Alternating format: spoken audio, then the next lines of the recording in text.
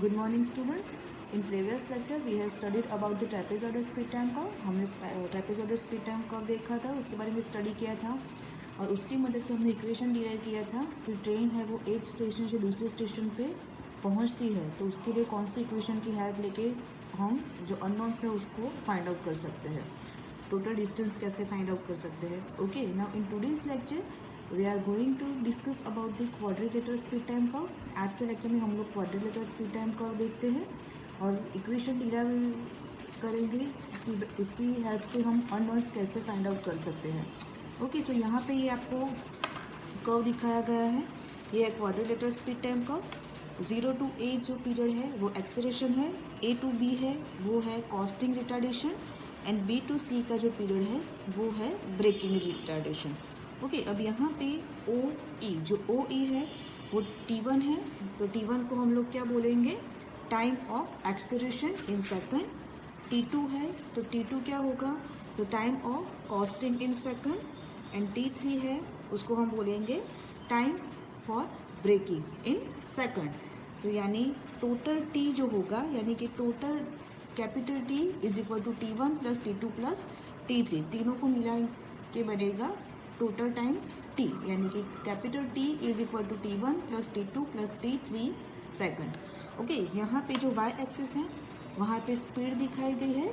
Speed का जो unit होगा वो होगा किलोमीटर पर आवर. V1 जो है वो मैक्सिमम स्पीड है. ओके, एंड V2 जो है वो मैक्सिमम स्पीड है, बट वो कब मिलेगी कि at the end of the coasting period. तो अब देखते हैं अल्फा. सो अल्फा क्या होगा, so acceleration in kilometre per hour per second. Beta C coasting retardation in kilometre per hour per second. Beta braking retardation in kilometre per hour per second. V1 is equal to maximum speed at the end of acceleration in kilometer per hour. V2 speed at the end of costing in kilometer per hour. and T जो है वो है total time of run in second. Okay, अब हम equation derive करेंगे. तो उसके अंदर फर्स्ट ऑफ ऑल T1 का इक्वेशन क्या आएगा, सो time of acceleration in second यानी कि T1. So T1 is equal to क्या आएगा, V1 by alpha. Okay, now time of coasting in second यानी कि T2 इज इक्वल टू क्या आएगा, यहाँ पे देखिए अगर हमें T2 फाइंड आउट करना है. ओके, तो T2 फाइंड आउट करना है तो हम लोग कैसे फाइंड आउट करेंगे, तो यहाँ पे देखिए ये जो एंगल है वो है बीटा सी. ओके, यानी कॉस्टिंग रिटार्डेशन. तो बीटा सी ये एंगल हम लोग मीन्स कैसे फाइंड आउट करेंगे, तो फर्स्ट ऑफ ऑल हम लिखेंगे कि tan beta c is equal to tan is equal to क्या होगा, उसके सामने जो होगी वो वैल्यू, यानी कि सामने की वैल्यू कैसे मिलेगी हम लोगों को, V1 minus V2. So tan beta c is equal to क्या मिलेगा आपको, V1 minus V2 divided bye उसके पास में जो है वो, यानी कि यहाँ पे जो सपोज इसको हम m लेते हैं तो ये आ जाएगा MB and MB is equal to ED, यानी कि ये मिलेगा हमें T2. अब मैथ्स में आपने पढ़ा होगा कि tan theta you can write down tan theta is equal to theta. तो यहाँ पे beta c is equal to क्या हो जाएगा, V1 minus V2 upon T2. And इसमें से अगर आप T2 को सब्जेक्ट बनाएंगे सो T2 इज इक्वल टू क्या आ जाएगा, V1 minus V2 divided by beta C. तो यहाँ पे T2 इज इक्वल टू क्या मिलेगा, V1 minus V2 divided by beta c. Now time of braking in second यानी कि T3 पीरियड. तो T3 के लिए इक्वेशन क्या आएगा, ये जो T3 है. ओके, यहाँ पे जो एंगल आएगा ये एंगल आएगा आपका बीटा, ये आएगा अल्फा. ओके, तो अब हमें T3 फाइंड आउट करना है. तो T3 हम कैसे फाइंड आउट करेंगे, तो same tan beta is equal to BD upon CD. Okay, so tan beta is equal to BD की जगह पे आप क्या लिखोगे, V2 divided bye T3. Okay, और अगर आप T3 को अब सब्जेक्ट बनाओगे तो T3 इज इक्वल टू क्या हो जाएगा, V2 by beta. Okay, now हमें total distance S find out करना है. तो S इज इक्वल टू क्या आ जाएगा, S1 plus S2 plus S3. Okay, S1 plus S2 plus S3. तो S1 क्या होगा? So distance travel during acceleration, S2 distance travel during coasting and S3 is equal to distance travel during retardation. Okay, यहाँ पे S1 है distance travel during acceleration. Okay, तो acceleration period यानी ये. अगर हमें ये डिस्टेंस फाइंड आउट करना है तो हम क्या करेंगे? We consider triangle OAE. Okay, तो अगर हम ट्रायंगल OAE का एरिया फाइंड आउट करेंगे तो हमें क्या मिलेगा? Distance travel during acceleration. तो इसकी जगह पे हम क्या लिखेंगे? Area of triangle OAE plus distance travel during coasting, यानी कि कॉस्टिंग पे जो एरिया कंसिडर करना है वो. तो क्या आएगा यहाँ पे? OBDE. Okay, so area of OBDE plus distance travel during retardation. तो रिटार्डेशन के लिए क्या करेंगे? हम ये ट्रायंगल कंसीडर करेंगे, यानी कि एरिया ऑफ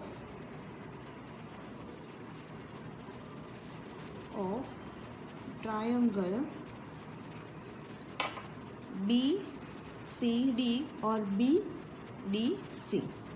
ओके, तो यहाँ पे आएगा BDC. ओके, अब देखिए एरिया ऑफ ट्रायंगल OAE. तो OAE पे क्या हो जाएगा? 1/2 AE. Okay, 1/2 AE multiply by OE. Okay,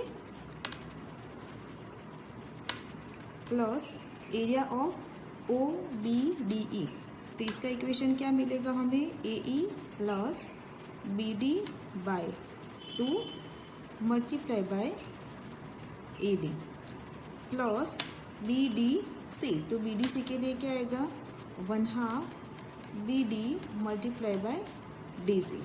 okay, नव यहाँ पे देखिए 1/2 AE. AE की जगह पे क्या आएगा? V1, यानी कि V1 मल्टीप्लाई बाय OE.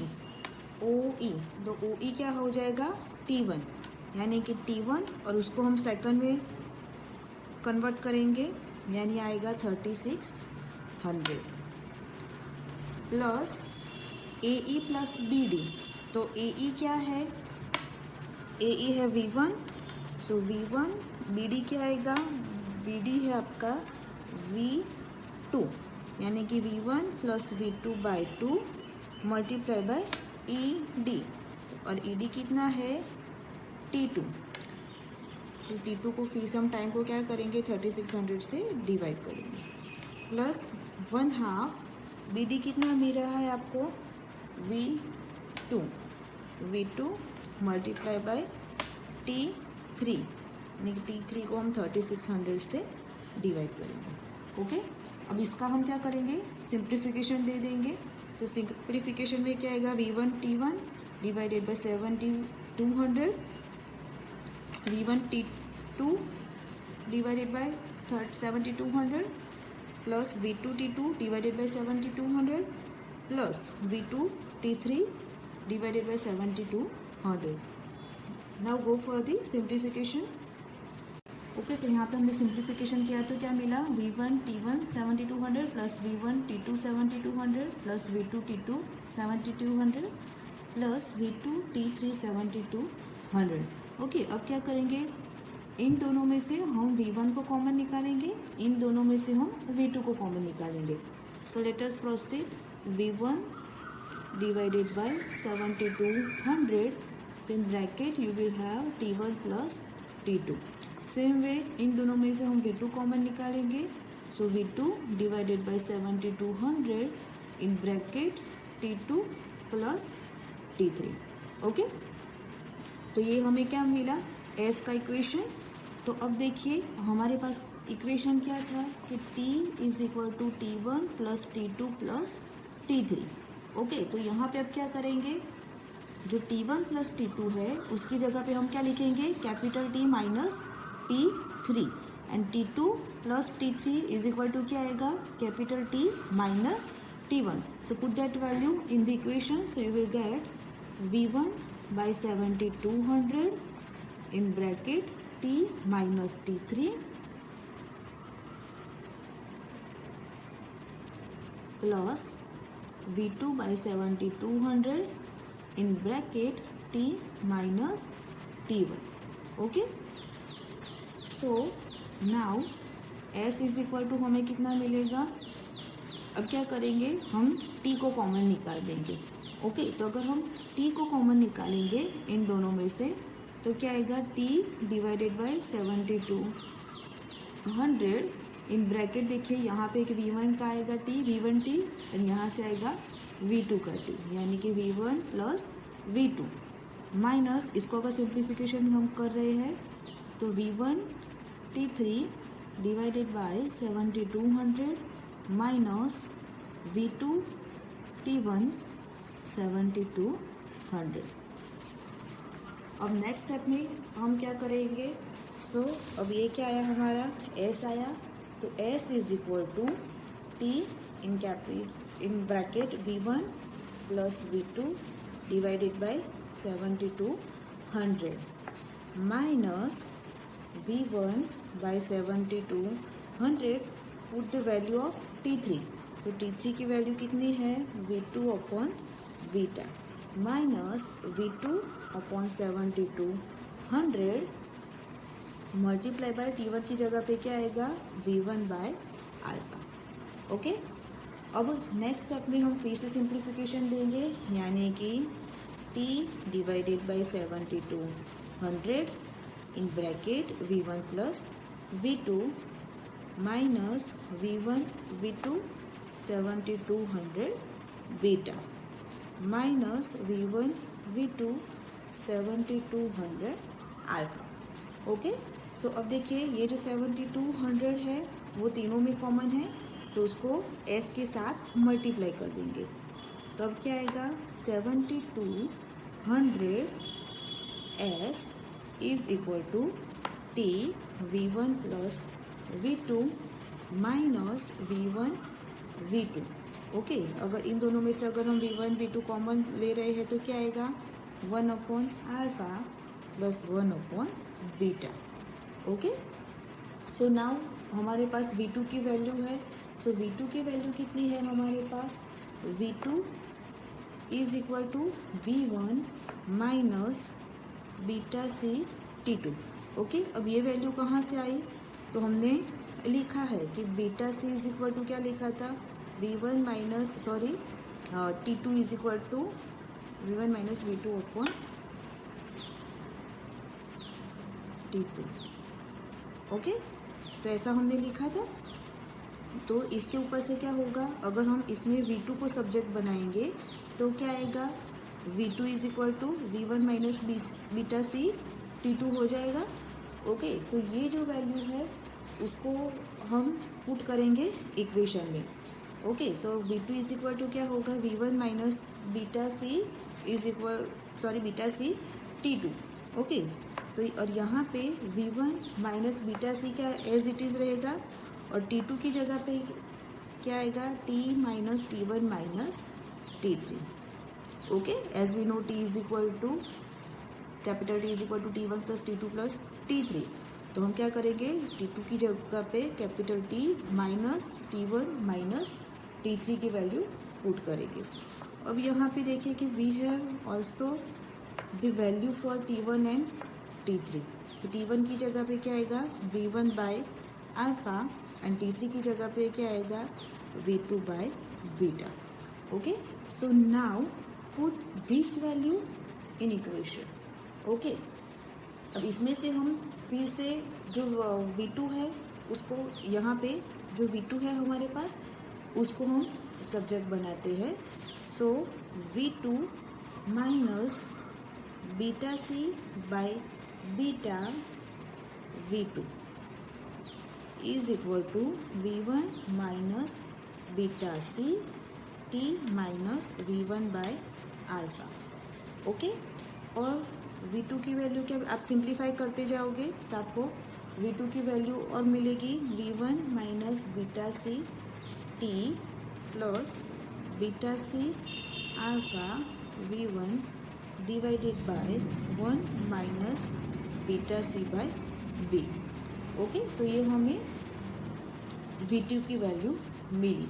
यानी कि अब क्या आपके पास जो इक्वेशन है S का, तो उसके ऊपर से हम आप S, V2, V1 सभी वैल्यूज़ फाइंड आउट कर सकते हो। कौन कौन से अननोन्स आप फाइंड कर पाओगे? एक तो डिस्टेंस फाइंड आउट कर पाओगे यानी कि S, V1 की वैल्यू फाइंड आउट कर पाओगे, V2 की, T1, T2, T3 and capital T, यानी कि टोटल टाइम की वैल्यू भी आप फाइंड आउट कर सकते हैं। तो ये जो है वो हमारा फाइनल इक्वेशन है। एग्जाम में बहुत बार पूछा जाता है कि क्वाड्रिलेटरल स्पीड टाइम को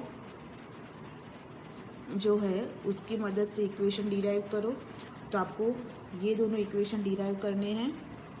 एक है आपका डिस्टेंस का, okay, 7200s is equal to T in bracket V1 plus V2 minus V1 V2 in bracket 1 by alpha plus 1 by beta.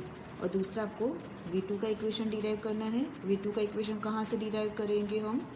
तो हमने T2 का इक्वेशन बनाया था कि T2 इज इक्वल टू क्या था? V1 minus V2 upon beta C. तो इसके ऊपर से पहले क्या करेंगे हम? V2 को सब्जेक्ट बनाएंगे। तो V2 is equal to V1 minus beta c T2 हो जाएगा।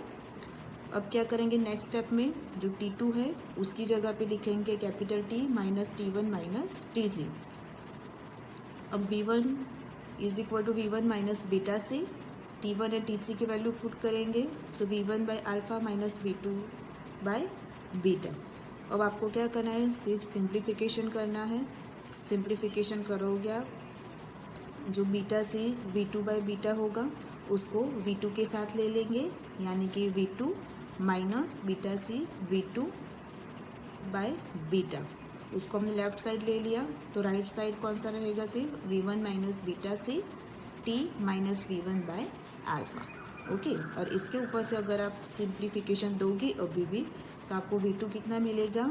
V1 minus beta C T plus beta C by alpha V1 divided by 1 minus beta C by B. Okay, so ये जो है वो equation है by using quadrilateral speed time curve. इसके ऊपर से जीटी में आपको न्यूमेरिकल्स भी सॉल्व करने के लिए पूछे जाते हैं।